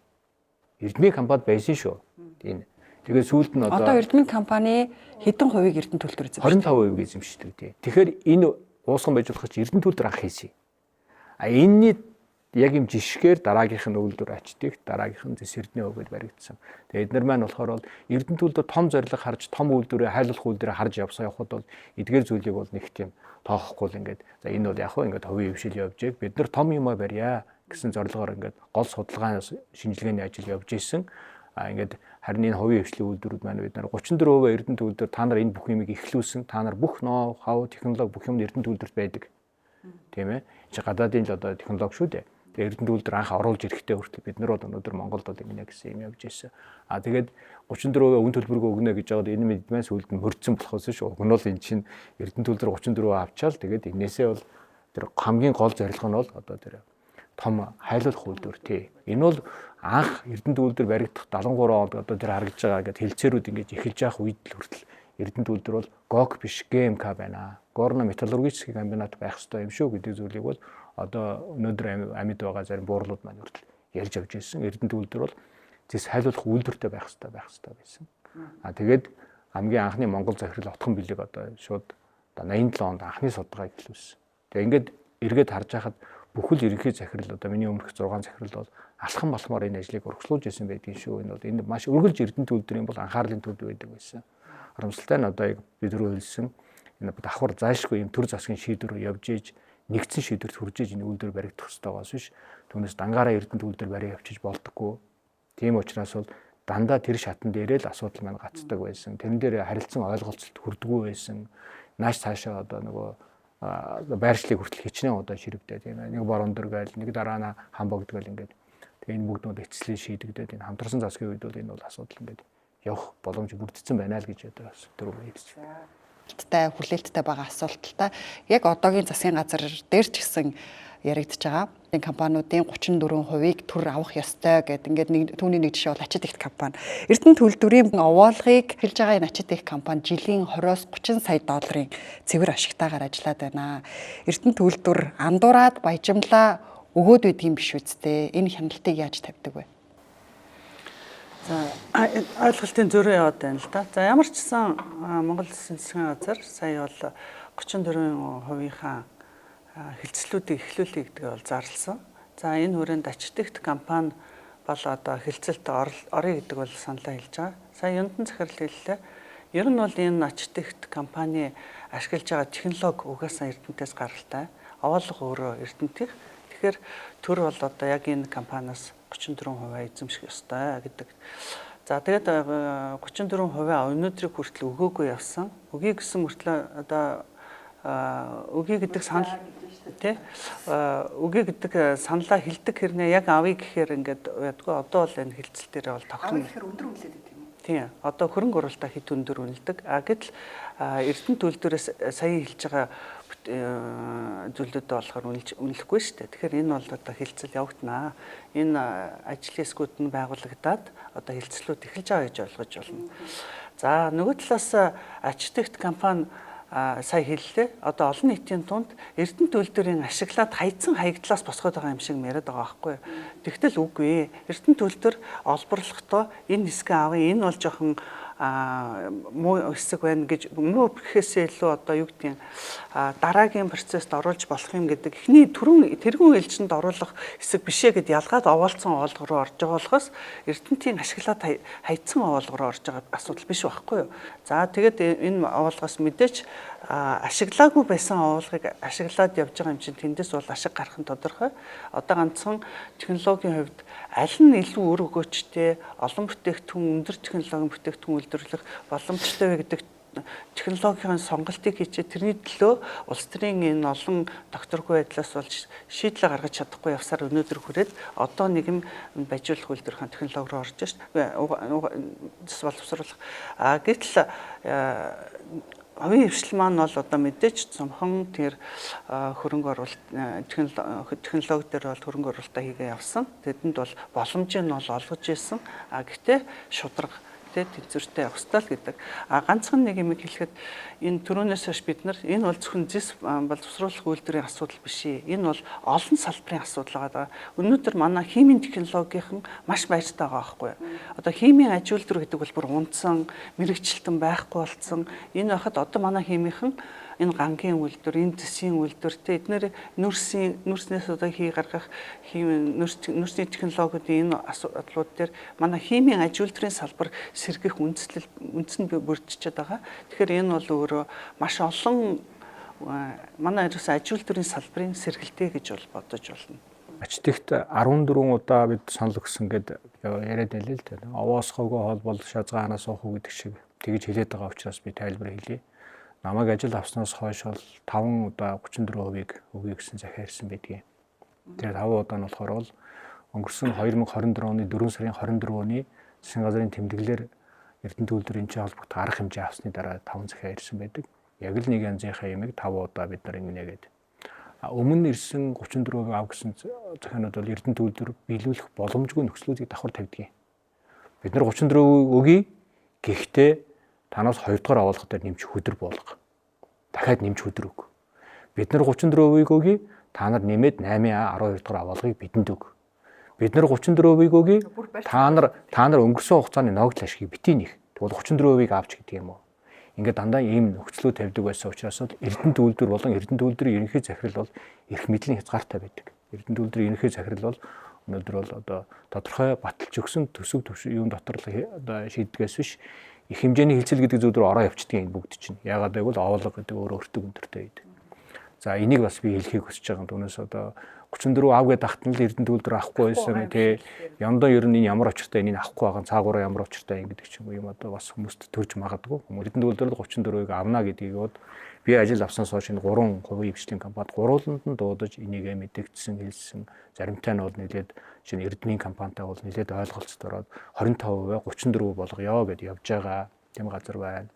За зэс Эрдэнэ хувь бол одоо жишээ нь бид нар бол энэ одоо гадаадын өндөр зээл авчихсан засгийн шийдвэр ямар гарна одоо 34% байдаг юм уу тэр нь биднээс яг өнөөдрийн хувьд туршилт авсан хөдөр болон одоо авч байгаа хөдрийг яг тэр нөхцөлтөнд харуулад бид нар төлбөрөө төлнө гэдгсэн учраас бид нар бас хөдрийг жигнээд видео камертай бичлэгээр одоо бүх пүүлээд хөдрүүдээ ингээд гадагшаа өгж байгаа. Өөрөө түрүү хэллээ шүү дээ. Баяжмал тийшээ явах ямар ч боломж байдаггүй маа. Манайд ч одоо ингээд бүх юм цахин болчихсон. Өнөөдөр манайд энэ Петрам гэдэг одоо жишээ нь хүн бас надаас асууж ирсэн л да. Би бас өнөөдөр энэ телевиз үзэж байгаа хүмүүст хэлэхэд бол Эрдэнэт үйлдвэрийн машинд одоо хүн даацын өрөө болгоч машинд ачиж байгаа хөдөр болгон чинь GPS хяналтанд ор хаашаа явж байгаа юм бэ? Энэ дотор хөдөр ачигдсан уу, хөрс ачигдсан уу гэдгийг чинь бид нар хянах бүрэн боломжтой. Бүгдээрээ ийм чиптэй одоо GPS-ээр өнөөдөр энэ ийшээ явлаа, энэ ийшээ явлаа. Бүх юм нь хянагдчихэйдэг. Тэгэхээр тийшээ даже хөдөрч явах боломж авахгүй, баяжмал бол явах бүр боломж авахгүй. Баяжмал бол фабрикаас гарч байгаа тийм ээ. Энийг бас хэлхийг хүсэж байна. За өөр нэг зүйл бол энэ хэрвээ хаягдл байсан бол энийг чинь ингээд хөрстэйгээ хамт хойлол хай чинь. Яагаад гэвэл анзаарах юм бол уулын инженерүүд энийг маш сайн мэднэ. Энийг би бас дахиж хэлхийг хүсэж байна. Тэр юу вэ гэвэл хөрс бол өнөөдөр хэмжээгээр гардаг учраас бол голцоо зардал багтаа ойрхон тээвэрлээд асгадаг тийм ээ. Уурхайн хөлийнхээ гадна гаргаад асгадаг. Гэтэл энэ өсөлтсөн хөдөр гэдэг байгаа эдний овоолгууд маань дандаа тусдаа хөрснөөс хол зайтай тусад нь ингээд болгоцсон байдаг. Тэгэхээр монголчууд өвлийн үдэш хийгээд одоо нэг хэсэг махыг болцлоод балкон дээр хатаад нэг хэсэг махаа ингээд хөлдөөгчөндөө хөрөөдөд хийдэгтэй адилхан энэ бол борцлоо тавьчихсан ч гэдэг юм уу. Эрдэнэ төгөлдөр дараа ашиглана гэдээ тусдаа тавьчихсан үүсэлсэн нөөц байхгүй юу? Үүсэлсэн гэж ойлгох хэрэгтэй. Аягдл бол биш. Тэгэхээр энийгээ бол бид нар тусад нь илүү хөрснөөс илүү зардал гаргаж тээвэрлээд тусад нь цомхон ингээд овоолцсон байж байгаа. Энэ дараа ашиглах зорилттойгоор ингээд үлдээсэн. За Амрбатаргаас хугацаа асуумаар байна. Одоо монголчууд бид ийм мөрөөдлийн юм яриад 37 жил болсон байна шүү дээ. Тэгэхээр одоо дараагийн шатны тэр зэс сайлуулах үйлдвэрээс гарсан бүтээгт одоо түүхий дээр дараагийн шатны зэс турба, магадгүй тэр зэс чип хүртлээ үйлдвэрлэх үйлдвэрүүд хизээ яг ашиглалтанд орох юм бэ? За энэ одоо эхлэх цэгээсээ ашиглалтанд орох цэг хүртэлх хугацаа бол тухайн үйлдвэр, тухайн зохицолбортой холбоотой техник эдийн засгийн үндэслэлд бол маш тодорхой туссан ийм одоо ажил байдаг. Яг энэ 14 төслөөс зэс сайлуулах үйлдвэрийн төсөл маань, зэс боловсруулах энэ одоо зохицолборын төслийн маань бол бас нэг том онцлог бол өөрөө одоо яг цаасан дээрх тооцооллын бүх ажлууд нь хийгцээ ингээд түрүүн одоо бүх оролцогчид маань хэлж байгаа. Өөрөөр хэлбэл энэ ингээд яг гэрээ зурагдаад тэгээд ажил эхэлсэн тохиолдолд үндсэндээ нэг одоо 30-36 сарын хугацаанд бол орж дуусах ийм одоо техник эдийн засгийн үндэслэлтэй төсөл юм байна. Тэгэхээр одоо бид нар хаана явж гинэ вэ гэхээр засгийн газрын тогтоол 2024 оны 11-р сард гараад хинээр бариулах уу, яаж ажиллах уу гэдгээ тендер зарлаа гэдэг ийм одоо чиглэл засгийн тогтоолын хувьд гаргацсан. Одоо Эрдэнэ төлөвлөлтөөр дээр тендерийн маань бичиг баримтанд босруулагдаж байна. За ингээд энэ тендерийг одоо энэ 25 онд багтаад зарлалаа гэж үзэхэд 25 онд багтаад бүх гэрээ контракт хийгдэх юм бол тэндээс цаашаага одоо 30-36 сарын хугацаанд орох боломжтой. Гэхдээ энэ дунд нэг хоёр одоо их санаа зовоодог хугацаа байдаг бүх төсөл дээр. Тэр нэгдүгээрт нь тендерийн маргаан. За Монголд бол маш нийтлэг. Би авахгүй бол чи авахгүй гэдэг нэг юм одоо зарчимтай. За энэний одоо хамгийн тод жишээ бол энэ 5 толгой цахилгаан станцын төсөл тендерээ баг 3-4 зарлаад одоо хүртэл ерөөсөө шүүхийн шатанд хоёр газар шалгарлаа өөр нэг газар нэг шалгарлаа нөгөөх нь очиж гомдол өглөө шүүхтэр очлоо тэгээд ингээд 2-3 жил эргэждэг. За ийм юм болох юм бол бид нар дахиад энэ төсөл дахиад 2-3-4 жилээр хоошлох нэгдүгээр эрсдэл байна. За хоёрдугаар эрсдэл нь одоо энэ төсөлтэй холбоотой тодорхой компани шалгарлаа гэхэд Эрдэнэ төлөвлөлтөр бол түрүү нөгөө өөрөө их тийм тодорхой техниктэй холбоотой тодорхой саналтай байсан. Тэр санал бол дэмжигдээгүй ингээд нээлттэй тендер зарлж байна гэдэг санаагаа бол хийсэн. Хэрвээ чадах бүхий компани шалгарахгүй бол нөгөө компани одоо нөгөө техник эдийн засгийн үндэслэлтэд дурдгцсан яг одоо эн чинь наривчсан график хугацаа гарахаар тэрнийг гүйцэхгүй ингээд хойшлоод нэг юм дуустдаггүй төсөл болох бас эрсдэлтэй.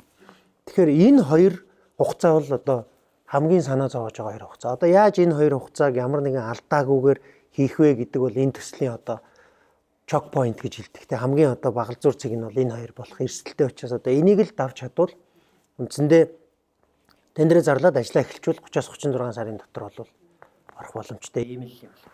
Бас жоохон зөв нэмэд хэлчихье. Тэгэхээр бид өнөөдөр бол түрүүн 9 сард энэ нэг хөөсөртэй бодлоо авалтар технологи сонгоо явсан бол бид нар энэ үйлдвэр бүтээн байгуулалт ажлууд эхэлчих боломжтой байлаа.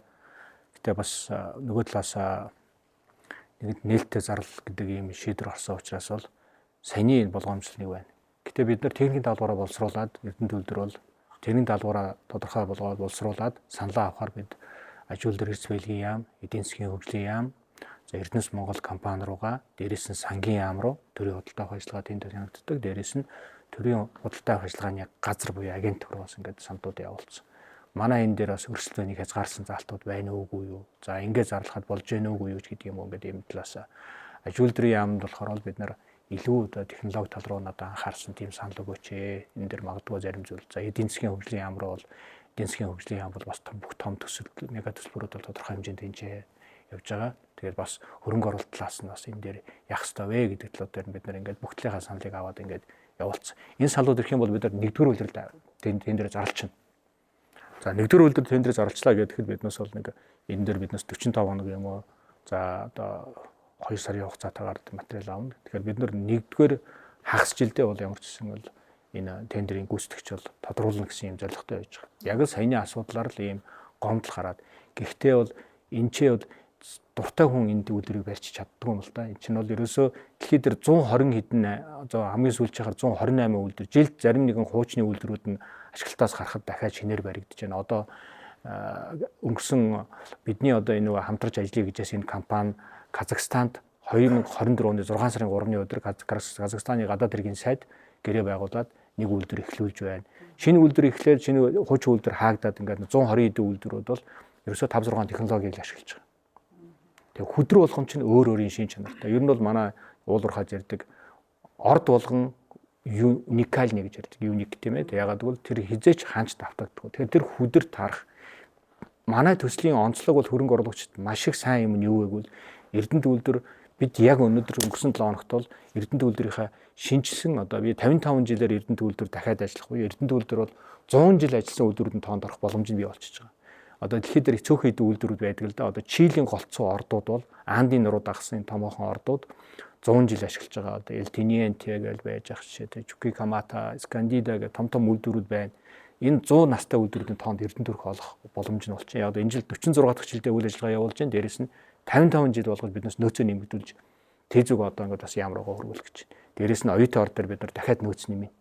Тэгэхээр 50 60 жил ажиллах юм хайлуулах үйлдвэр баригдах учраас бол бид нар үйлдвэр барих гүйцэтгэгч компаниудад тодорхой хэмжээний 20 хүртэл хувийн хөрөнгө оруулах өөрөөсөө хувь эзэмших тийм нөхцөлийг бас санал болгож байгаа. Хүн өөрийнхөө амьдрах орон сууцнд маш сайн чанарын эко, обой хулдаас хэрэглэнэ. Тэрүүнтэй адилхан хөрөнгө оруулалтаасаа өгөөж хүртэх хүс эрхлэлтэй компанид энийг барих юм бол сайн тоногдох хөрөмж, сайн материалаар барина. Ийм болгоё. Монголчууд хэзээ ч ийм үйлдвэр барьж байгаагүй. Бид нар бол энэ төр зөвхөн захиалагчийн хяналтыг тавина. Захиалагчийн хяналт тавихтаа ч гэсэн манай инженерүүд дээрэс нь биднээс хөндлөнгийн магадгүй одоо 3 дахь Оросын холбооны улс ч гэдэг юм уу эсвэл одоо 3 талаас бас юм давхар хяналт тавилаа гэж төлөвлөж байгаа. Ягаад гэвэл бид нар монголчууд хэзээ ч ийм үйлдвэр барьж байгаагүй.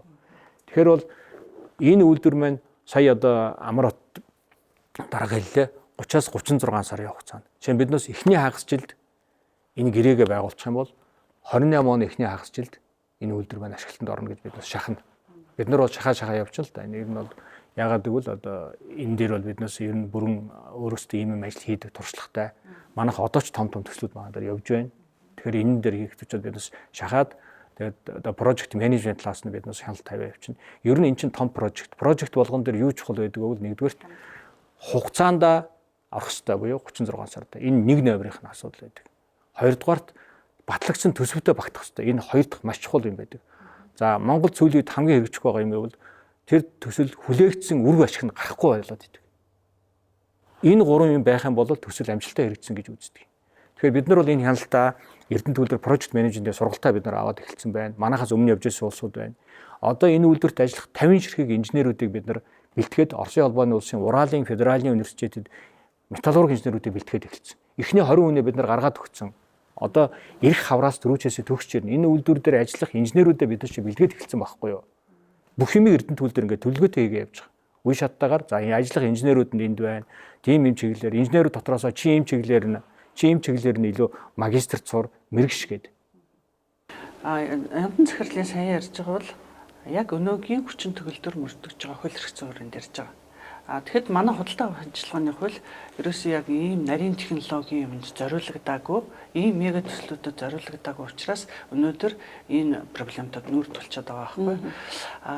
Одоо тэгээд энэ 14 мега Улаанбаатар хотын 24 мегаг зарлаад ирэнгүүт мега төслүүд гэдэг чинь яаж эхэлдэг юм бэ гэдэг зовлонтой одоо ингээд яг бүгдээр нүүр тулаад эхэлсэн.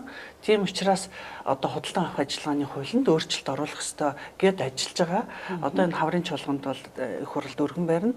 Тэгэх юм бол бид нар мега төсөлд зориулсан энэ нэг их усрын худалдан авалтын процесс бол одоо хөдөлж эхлэх бахаа гэж бодож байгаа. Гэхдээ энэ бол одоо болоогүй процесс учраас яг өнөөдөр бид хэд энд суугаад амлах боломжгүй. Тэгэхээр энэ эхний улиралд буюу 24 оны 6 сар гэхэд хууль маань батлагдвал одоо тэргээр явах боломж бас нээлттэй байгаа гэж ингэж ойлгох хэрэгтэй. Хоёрдугаар сая хэлж байна. том мега төслүүдийг бид нэр ерөөсөө ингээд эхлүүлж исэн туршлага бас цөөхөн шүү дээ тий. Сая газрын төсний боловсруулах үйлдвэрийг бид нэр ингээд эхлүүлэхэд сая хэлж байгаа төсөвтөө багтах ёстой гэтэл төсөвтөө багтсангүй. Багтаагүй дахин багтаад сая ингээд зөндөө боллоо. Гэтэл энэ тэр чинь яагаад гэхээр анх энэтхэгийн 1 сая долларын 1 тэрбум долларын зээлийг ашиглана гэл ингээд зориулсан. Тез үг нь хийгээд ирсэн чинь 1.2 болсон. Тендерийн зарласан чинь ингээ 1.6 болчихж байгаа байхгүй. Тэгтэл энэ зэсайлуулах үйлдвэрийн зэс боловсруулах үйлдвэрийн маань тез үг хийгдсэн тий хөрөнгө оруулалт ингээ зарлахтад төсөвтөө багтаад ороод ирэх учраас энд бол тийм проблем үүсэхгүй. Харин одоо захиалагчийн хяналт буюу хяналтын процесс бол бас одоо шинээр эхэлж байгаа мега төслүүд ирэх байгаа.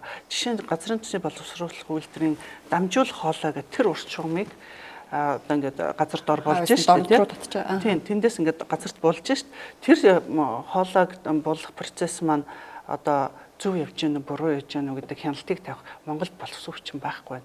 Тэ гэтэл Эрдэнэт үйлдвэр маань л хүний нөөц эхнээс нь ингээд бэлдээ явуулсан учраас захиалагчийн хувьд хяналтаа тавих бүх процессыг одоо стандартын дагуу хийх боломжууд бол бүрдсэн гэж ойлгох хэрэгтэй. Шууд тэгвэл үргэлжлүүлээ танаас асуухад одоо тэгвэл үзэгчдэд тоо бас их чухал сонирхол татах байхаа. Одоогийн Эрдэнэт үйлдвэрийн олж байгаа орлогыг гэх юм хэд дахин өсгөх юм? Зэсайлуулах тэрийг бол одоо технологи үед янтан захирлаар хэлсэн зүг баг. Ер нь аливаа уулын үйлдвэрийн онцлог байдгийг. Аливаа уулын үйлдвэрийн онцлог юу байдаг вэ гэвэл энэ одоо олборж байгаа хөдөр болон чанар бол муурж идэг тийм ээ. Уурхай гүнзгэрч идэг. Уурхай гүнзгэрнэ гэдэг маань тээвэрлэлтийн зай холдоод үргэлж зардал нэмж идэг. Харамсалтай нь Эрдэнэт үйлдвэр маань анх бол 1974 онд 34 жил ашиглана гэсэн юм тез өгөгдөж ирсэн. Тэгэхээр тэр үед бол одоо Эрдэнэт үйлдвэрийн энэ 34 жил ашиглах нөөцийг аваад цаад нөөц нь бол одоо ашиггүй байна гэж тооцож ирсэн байна шүү дээ. Тэгээ өнөөдөр бол биднээс 46 жил ажиллачаад дахиад 55 жил ярьж байна. Харамсалтай нь юу вэ гэвэл одоо энэ агуулга маань улам л муудаж байгаа. Уурхайн зардал хөдрийн хатуулга нэмэгдэж байна. Хөдрийн агуулга буурч байна. Уурхай улам гүнзгий болж байна. Дээрэс нь одоо манай энэ олон шийдвэрүүдэл одоо цахилгааны зардал гэдэг сүүлийн 2 жилийн хугацаанд маш өндөр нэг удаа 30-40%-аар сая дахиад нэмэгдлээ шүү дээ тийм ээ.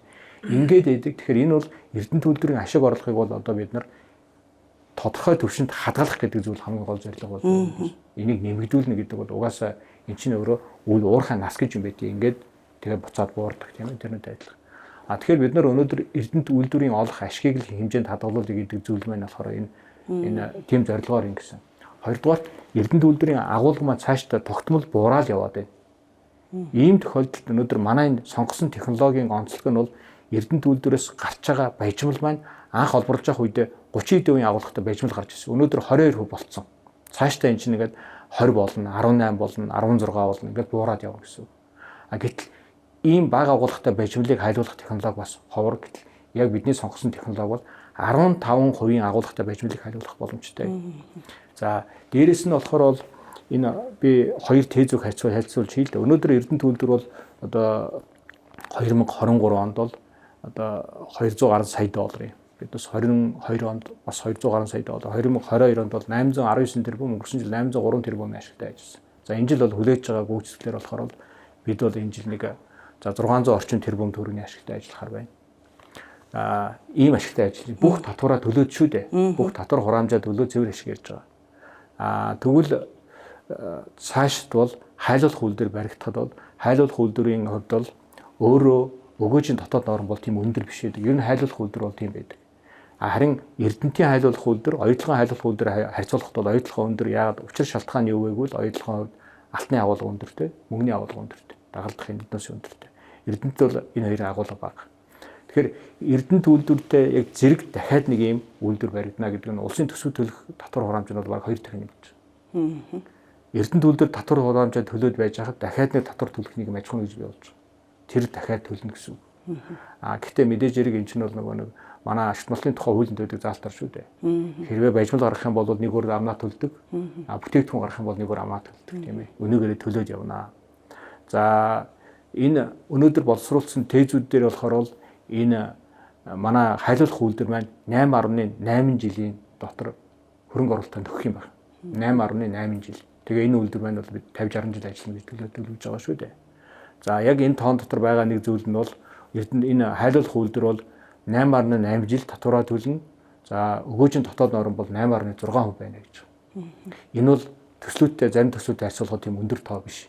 Ер нь бол 15 маа байхад бол их сайн төсөл гэж ярьдаг. Тэгэхээр 8.6 гэдэг бол их тийм өндөр тоо биш боловч хамгийн гол өөр өгөөж нь болохоор бол хариулах үйлдвэрийн хувьд дараагийн шатны өндөр технологийн бүтээгдэхүүн дээр өндөр ашиг болж байгаа. Манайд өнөөдөр одоо дараагийн шатны үйлдвэрүүдэл яаралтай барих юм. Тийм тэл баях хэвээр. Би тэг хугацааны хувьд хэлэхэд бол жишээ нь манай хийсэн тээ зүгээр одоо зэс судас кабелийн үйлдвэр бол барьж байгуулахад 1 жилийн хугацаа хэрэгтэй. Биднес тээ зүүн одоо яамд хөрвүүлсэн байна шүү дээ. Тээ зүү батлагдаа.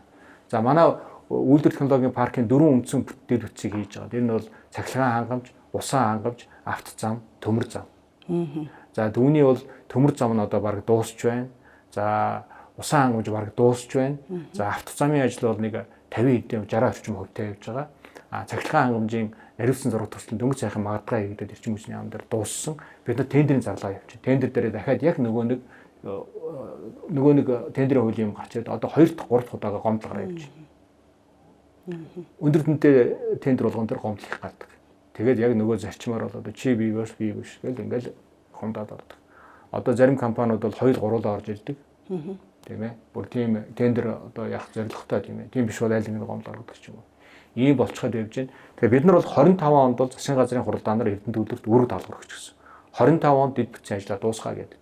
За бид нар цахилгаан хангамжийн ажлыг одоо эртхэн эхлэх юм бол 25 онд бол арай амжихгүй энэ ажил маань ер нь бол жил гарын хугацаанд хийх ёстой юм. Тэр үедэнд уялдуулаад бид нар бол дараагийн шатны үйлдвэрүүдийг бариад эхэлж болно. Сайлуулах үйлдвэрийг эхлүүлсний дараа бол бид нар дараагийн шатны үйлдвэрүүдээ байж болно. Молибден байжуулах үйлдвэрийг бас барьж болж байгаа. Тэр бас нэг жилийн хугацаанд баригдах ёстой үйлдвэр. Хайлуулах үйлдвэр маань цахилгаан станцтай болно гэсэн үг юм шүү дээ. Цахилгаан станцтай биш. Жишээ цахилгааны одоо дэд бүтцэн бий болох юм. Дэд бүтц бий болох гэсэн үг. Манай энэ үйлдвэр технологийн паркийн цахилгаан хангамж нь бол онцлог нь бол нөгөө техникийн өгөгдлөө бид бас авчихсан. Тэгэхээр улсын төлөвлөлтөнд орсон гэсэн үг. Эрчим хүчний яам маань энэ үйлдвэр технологийн парк дээр бол ач холбогдол өгөөд одоо манайх бол яасан гэхээр бол бөөрөлжүүдийн цахилгаан станцд одоо ашиглалтанд ороход бүрэн хүчин чадлаар ажиллахад бол манай цахилгаан хангамжийг ийш тооцогдсон гэсэн үг. Тэгэхээр бол бөөрөлжүүд маань эхний одоо юун сая одоо 150 мегаватт ашиглалтанд орлоо дараагийнх нь явна. Үйлдвэр бол биднээс 28 онд ашиглалтанд орно гэхэд цахилгаан хангамжийн хувьд шийдэгч чинь гэж бид нар бол бүрэн харж байгаа. Дээрэс нь бас сүүлийн үед нэгийн голын усан цахилгаан станцын асуудал бас ойрхон яригдаа явж байна. Тэгэхээр бол бидний хувьд бол өнөөдөр тээзүүдээр товж байгаа тоонууд бол бүгд одоо чинь өнөөгийн үнцээр яригддаг. Тэгэхээр бас өнөөдөр яг ингээд өнөөгийн үнцээр хэлэх юм бол бас их бага юм шиг тоо сонсогдноо. Тэгэхээр би бол аюу тодорхой зүйл хэлэхэд бол яг Эрдэнэ төлөвлөрийн өнөөдрийн энэ өгж байгаа шиг дахиад нэг юм том үйлдвэр хажууд нь бий болох нь. Зэсутас кабелийн үйлдвэр одоо манай дээр энэ Эрдмийн охин компанид нэг юм жижигхэн өөрхөн Германы технологиор хийгдсэн одоо зэсутас кабелийн үйлдвэр байдаг. Бага хүчин чадалтай. Энэ чинь $9,000 үнэтэй цэвэр зэс байхад бол энэ бол $13,000 хүртэх шиг гэж байна. Чи бараг 30-40% тийм байгаа биз? 40% ашиг олж штэ. За зэс нано номтгийн хувьд манай тээзүүдээр ярихад бол зэс нано номтог бол тоон нь $150,000-аас дээш болно гэж байна. Тэгэхээр зэс 10,000 өнөөдөр 9,000 хүрэхгүй байна. Зэсийн үнэ өндөр маш унтсан байна. 9,000 явуудахад $150,000 гэдэг асар өндөр байгаа зү. Гэтэ эднээсээ мэдээж хүчин чадал өндөр хүчин чадал баг. Зэс нано нутаг бол өндөр технологийн бүтээгдэхүүн. Зэс утас кабель дээр болохоор бол нэг 13-4,000 тонн болж байгаа гэсэн. Тэгээ ингэж өртөг шингэж байгаа байхгүй. Тэгээ энэ бүгд чинь улсын төсөв рүү татвар хураамж хэлбэрээр орно. Олон монголчууд ажилтай орлоготой болно энэ дэр. За тэгвэл нөгөө одоо орлогын нөгөө талд байгаль орчин дээлтэй юу гэдэг асуудал бас хөндөгдөн. Та бас мэргэжлийн үнийн хувьд одоо Эрдэнэ төлөвлөлтөөр Эрдэнэ тод 60 км-ийн цаанаас усны асуудлаа шийдэж байна. Тэгэхээр усны асуудлаа энэ үйлдвэр дээр яаж шийдэх? Цэвэр усны нөөцөд асуудал үүсэх үү? За өнөөдрийн хилцүүлэг бол бас маш чухал хилцүүлэг болж байна гэж ойлгож байна. Ер нь манай монголчууд нэг юм 5-5 оны гэдэг нэг одоо нэг тийм үгтэй. Энэ өнгөрсөн хугацаанд Монгол улсад яг энэ аж үйлдвэрчлэлтийн тийм төсөл хэрэгжээгүй байсны бас нэг хамгийн одоо том асуудал бол түрүүнд бас яндан дахилтны хадны мангаач гэдэг юм уу. Тэнд амраа дарга яриад шүү дээ. Би биш бол чи биш гэдэг юм уу тийм. Нэг 5-5 оны гэдэг нэг юм үг одоо монголчуудад ийм. Миний одоо хэлэх гээд байгаа үг нэг ойлголцол хамгийн чухал байна. Ойлголцол бүх юм болно тэр байгаль орчин, хүний эрүүл мэнд тийм. энэ ажилгүйдэл, ядуурл, экспорт, импорт тийм үү. Тэгэхээр ойлголцохыг л хүсчихвэл бид тав ойлголцчихвол бусад асуудал Монгол бүгд байна. Байгалийн баялаг нь байна, технологи дэлхийгээр дүүрэн байна, мөнгө дэлхийгээр дүүрэн байна. Тийм үү? Монгол улс байж боломж бүрэн байна. Тэр байгаль орчны аюулгүй байдлыг хангах боломж бүрэн байна. Техник технологи хөгжиж байна, шинжлэх ухаан хөгжиж байна. Энэ хиймэл оюун ухаан гэдэг нано технологи гэдэг бүх юм хөгжиж тэр байгаль орчныг аюулгүй болгох, эрүүл хүнээ амтны эрүүл мэндийн асуудлыг аюулгүй болгох. Яагаад дэлхийд шинжлэх ухаан хөгжөөд техник технологи хөгжөөд дэлхийн ингээд бүх зүйл сайлаад тэр ураныг ашиглаад цөмийн энерги гэдэл тэр нефтийг үйлдвэр бариад л ингээд дэлхийг хөгжөөд хад Монголд л заавал нэг юм маш асан ч гэдэг юм уу тийм. Тэгэхээр монголчууд энэ сэцгүүгээ одоо иргэдэн ч юм уу бас бацхмаар байгаа нь төр засаг нь одоо тэр ус төрийн талцал гэдэг юм уу энэ байдлаа одоо өнгөрсөн хугацаанд байсан бол багцхмаар байгаа. Энэ 4 жилийн хамгийн давуу тал энэ саяны миний хэлдэг ойлголцол байв бүх юм болно гэдгийг одоо их үндэс нь бол сая хамтарсан засгийн газар гарснаар манай энэ бүх төслүүд маш зоригтой шууд явж эхэлж байна. Өнгөрсөн хугацаанд бүх төслүүд яваагүй юу гэдээ бас та дөрөв нь яагаад эрдэнэ төлөвлөлтөөр төрийн өмчит төлөвлөлтөөр энэ дэсийн үйлдвэр гацаагаад исэн бэ гэдэг асуудал яриад. Гацаагаад байсан гэхээсээ илүү бас Монгол улсын хөгжлийн төвшний ч юм уу тийм шинжлэх ухааны хөгжлийн ч юм уу төвшин ингээд явсараа байсан. Бүх төсөл явж ирсэн ер нь бол тэр сайлах энэ гангийн тэр жаншны нүүрсний бүх төсөл явж ирсэн. Тэр нь яваад ирсээр байгаа төдий ирж байгаа тэн донд гацаа болж ирсэн нь бол ойлголцол. За сая байгаль орчны асуудал гэдэг нэг асуудал. Одоо яг тэр уран дээр бас яг уран хордоо тэрэн дээр бас үхрийн хүчил гээл тэр нь байгаль орчны одоо энэ дисайлахад үхрийн хүчил гэдэг дөрвөн яндан дахиад ярьж байна тийм үү. Үхрийн хүчил яг химийн бодисын хувьд хордоо ухралыг хийн чордоо. Гэхдээ миний дөрөвний хэлдгээр шинжлэх ухаан хөгжсөн, техник технологи хөгжсөн хоргүй болгоод тэрийг Монгол улсын хөгжилд ашиглах бүрэн боломж байна. Тэр байгаль орчинд хортойг бол хортоо үхрийн хүчил. Одоо манай Зэсэрдэн ачдыгт Эрдмэн гуруула үхрийн хүчлээр уусгалтаа хийдэг. Тэр байгаль орчинд хортоо гээд дасалд ингээд нөгөө мошгох гэдэг юм уу нөгөө тамийн тогооныхоор л тэр сулруулсан үхрийн хүчлэр зэсээ уусгаад катодын дэсээ гаргачаад дахиад дэсээ юм үхрийн хүчлээ баяжуулаад юу яадаг үхрийн хүчлээ ашигладаг. Байгаль орчинд тэр нь зөвшөөрөгдөх хэмжээнд л байж идэг. Одоо тэр ураны асуудал ч гэсэн яг тэр уран дээр очиход 1.9 гээд одоо татар гэдэг. Бид нар эмнэлэг дээр бол эрентгэн аппарат буюу эмраа хөдөлгөхөд 6 гинэ тэр юу. Ийм маягаар нэг монголчууд юм дандаа нэг мэдээллийн дутуу ч юм уу тий сошиалын магадгүй үхрийн хүчил асуудалгүй байна. Усны асуудал, цэвэр усны асуудалгүй тэр дөрөв яндан дахиад бараг усны асуудал шийдэн 60 км-ээс манай Сэлэнг гол байгаа эрдэнтүүдээс усны асуудал бол зэсайлах өдөр эрдэнтийн бол асуудалгүй. За ойлголоо. За ерөнхийдөө бидний ярилцах хэлэлцэх цаг дуусж байна. За эрдэнэт төлөвлөрийн зэсийн баяжмлыг борлуулахад зуучилж түүнээс ашиг хүртсэн талаар асуудлаар одоо X ерөнхий сайд Сүв Батболд Нью-Йоркт шүүхийн маргаантай байгаа. Тэгэхээр одоо эрдэнэт төлөвлөр баяжмлаа борлуулахад ийм хэрэг давтагдахгүй байх баталгаа бий юу? Бид бас сая өнгөрсөн жил ингээл нүүрсний хулгайч гэж бас их шууглаа. За ер нь бол төрийн нийтийн өмч гэдээ бид рүү хэлсэн тийм ээ. 2019 оны одоо үндсэн хуулийн нэмэлт өөрчлөлтөөр бол энэ газрын хэвлэгдэх баялаг бол төрийн нийтийн өмч гэж тодорхойлцсон. Тэгэхээр төрийн нийтийн өмч гэхээр энэ бол нөгөө талаас 3 сая 500 одоо 600 болж байна. Монголчууд бол энэ бол тодорхой хэмжээгээр энэ байгалийн баялагийг одоо хүртээмжтэйгээр тийм ээ ил тод зөв одоо ашиглах юм бол миний карма ч гэсэндээ, миний данс ч гэсэндээ бас зузаарч болох юм байна гэсэн ойлголттой болчихсон. Тийм ч учраас бол би одоо улирхаа хүнд үйлдвэрийн сайд багтаа биржийн хуулийг би барьж явж үнийгээ батлуулсан.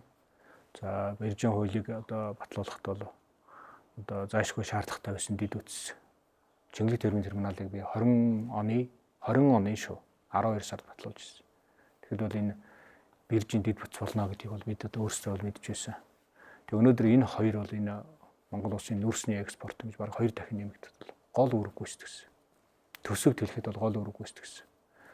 За тийм учраас биржийн хуулийг би өөрөө анх ингэж ярьж гаргаж ирж явж ирсэн хүний хувьд бол хамгийн гол гаргалгаа энд юу вэ гэвэл Эрдэнэтийн засгийн баяжмлыг бид нар бас биржээр арилжаалаа гэдэг зүйлээ одоо 23 оны намар ерөнхий сайд руу бас одоо бид нэр хандаад тэгээд ерөнхий сайдаа та нар маань одоо боломжтой гэж үзэж байвал одоо байж болоо юм байдаг гэсэн боломжтой гэж бол энийг туршлагын журмаар эхлүүлээд явуулсан зөвөө гэж одоо ерөнхий сайд чиглэл өгсөний дагуу бид нар туршилтын арилжаа эхлүүлсэн. Туршилтын арилжаа хамгийн анхных нь 2024 оны 4 сарын 29-ний өдөр бол амжилттай болсон. Амжилттай болоод эхний одоо 3000 тонн баяжмалыг бол бид арилжаасан шүү дээ. Нээлттэй биржээр арилжаасан. 5 сарын арилжаанд бас нэг компани орж ирээд авсан боловч төлбөрөө гүйцэтгэж чадаагүй хугацаанд. За ингээд одоо хилцэл цуслагдсан. За 6 сараас 12 сар, за сая одоо 1 сар хүртэлх хугацааны бүх арилжаанд Эрдэнэтүйлдвэр арилжаанд оролцсон.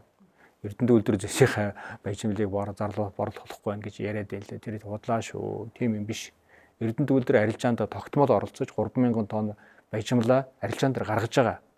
Харин тэрийг хүн авахгүй байгаа нь бол энэ бол өөр асуудал. Хүн авахгүй байна, тийм ээ. Яагаад гэвэл мэдээж манай энэ хугацаанд зарж байгаа баяжмалаа нөх Лондонгийн металлын бирж дээрх үн дээрээс 60-аас 180 доллар өндөр байгаад. Энэ засгийн баяжмалаа арилжаалах одоо үн тогтоох аргачлалаа болохоор бид хүн бас өнгөрсөн хавар одоо бас уулуурхай өндөлдөр яам дээр хэлцээд энийг баталсан л да. Тэгэхээр энэ одоо үн тогтоох аргачлалаа бол 6 сарын хугацаанд өөрчлөхгүй гэдэг тухайн үед сайд маань одоо чиглэл өгсөн учраас бид 11 сараас хавал энийг одоо өөрчлөх боломж гарсан. Тэгэхээр бид бол цаашдаа үргэлжлүүлээд энэ 25 онд бол бид нар өнгөрсөн хугацааныхаа 24 онд бол 30,000 тонн баяжмалыг арилжаална гэж төлөвлөсөн бол энэ жил бид нас 60,000-ыг төлөвлөж байгаа. Хоёр дахин юм. Цаашлаад энэ 100,000, 150,000-ад ингээд бид нар улам илүү их баяжмалыг биржээр арилжаална. Ер нь бол засгийн баяжмал бол биржийн бүтээгдэхүүн биш л дээ. Хаач ингэж биржээр борлуулдаггүй. Тийм учраас бас тодорхой хэмжээний энэ эрсдлүүд худалдаа авах компанид ирээд байгаа. Шалтгаан нь юу вэ гэвэл манахаас гарсан засгийн баяжмал хайлуулах үйлдвэрээр очил дунджаар 2 сар орчим хугацаанд явж байгаа. Ирээн дээр бид нар хөргөж өгөөд худалдаа авахчнууд өгтөл бол 1 сар орчим хугацаа болдог.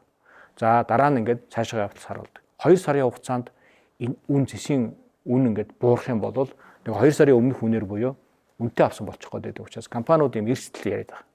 Гэтэ бид нар бол хэрэг өсөж явах юм бол та нарт илүү ашиг болно шүү дээ гэдэг талаас нь бид нар энэ тал дээр бол хатуу байгаад тэгээд бол бид нар бас энэ үн тогтоох аргачлалаа арай жоохон өөрчилж байгаа. Мэдээж одоо худалдаанд хилцэлд орж байгаа хоёр тал хоёулаа ашигтай байх хэрэгтэй учраас өнгөрсөн юм дээр магадгүй нэгдлийг баримталсан тийм хэтэрхий Эрдэнэтүйлдвэрт илүү тийм одоо давуу талыг бий болгосон юм нөхцөл байгаа болов уу гэж бид нар сая бол өөрчилсөн. Энийг бол Эрдэнэс Монгол компани дээр уулуурхай хүндлэлийн ажилтны эсвэлгийн ам дээр хилцээд ингэ явж байгаа. Тэгэхээр цаашдаа бол бид нар биржээр арилж байгаагаар л нэмэгдүүлнэ. Гэхдээ саяны 6 сараас энэ одоо 1 сар хүртэлх хугацаанд нэг ч компани биржийн арилжаанд орж ирсэнгүй шүү дээ. Тэгэхээр бид нар бүх баяжмалаа биржээр арилжаалах юм бол 6 сарын хугацаанд Эрдэнэтүйлдвэр ямар нэгэн санхүүжилтгүй болох юм эрсдэл бас харагдаж байгаа. Тэгэхээр энийг бол бид нар төр засагтайгаа ярилцаад салбарын яамтайгаа толгой компанитайгаа тууз зэрэг ярилцаад ямар шоу хэмжээг бид нар биржээр арилжаалах. Өнөөдөр бол нүүрсний явуулны 20 орчим хувийг биржээр арилжаалж байна. Бид нар тэгэхээр энэ жил бол 25 онд бол 10 орчим хувийг 10-аас ч илүү хувийг 560,000 биднээс 60,000-ыг бид нар биржээр арилжаална гэдэг.